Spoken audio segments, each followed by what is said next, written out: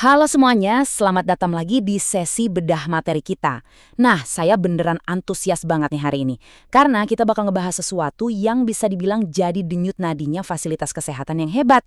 Gini, kalau selama ini kita ngerasa dapat akreditasi itu susah banget, coba deh dipikir, gimana cara mempertahankannya? Hari ini kita akan bongkar habis soal standar PMKP 6.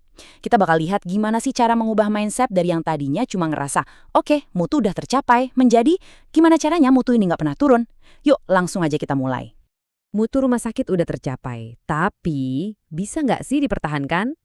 Ini tuh tantangan paling nyata setelah akreditasi. Dapat nilai paripurna emang prestasi yang luar biasa ya kan?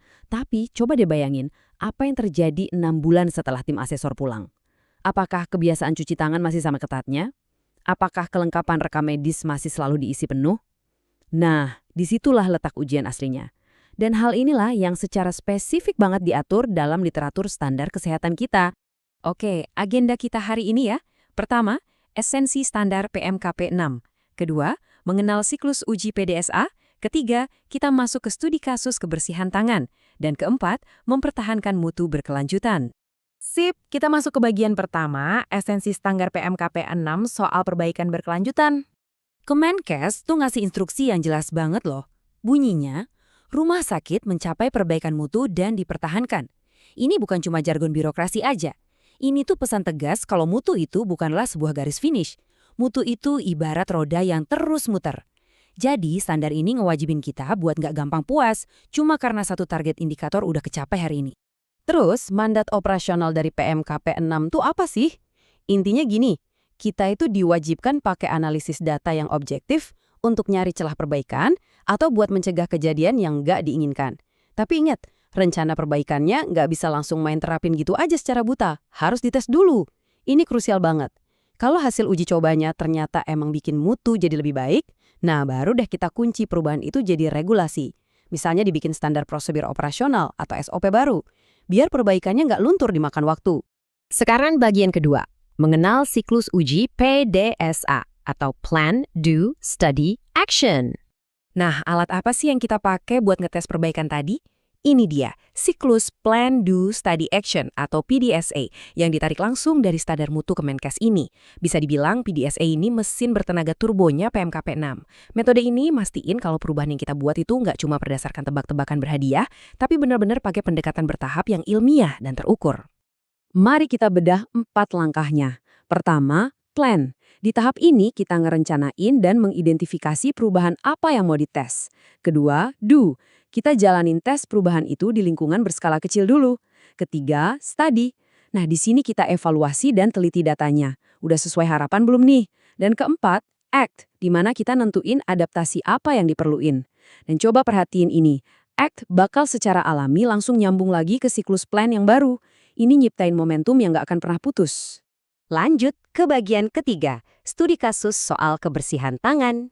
Sebelum kita pakaiin teori PDCA ini, kita harus paham dulu standarnya di lapangan.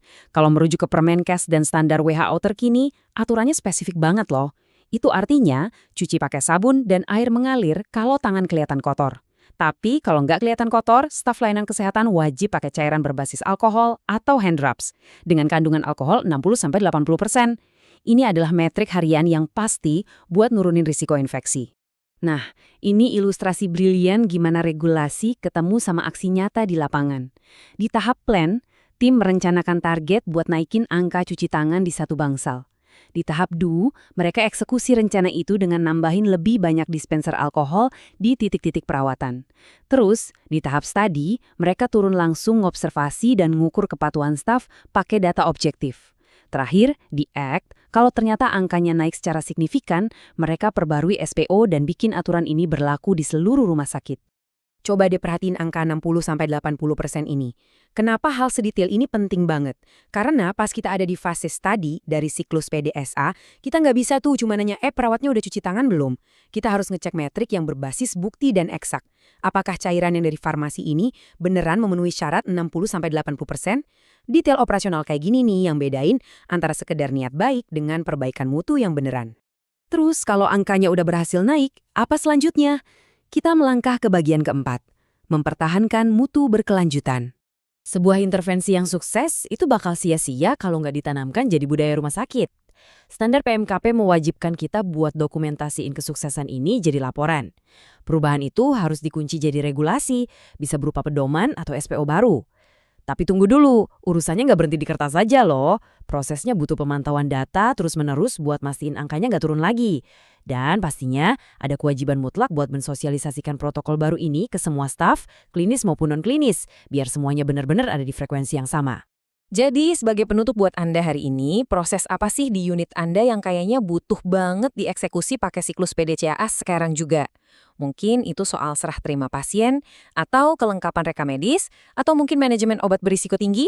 Apapun itu, ingatlah kalau PMKP 6 selalu nuntut kita buat ngukur, nguji, dan membakukan keberhasilan. Roda perbaikan mutu ini benar-benar nggak boleh berhenti berputar.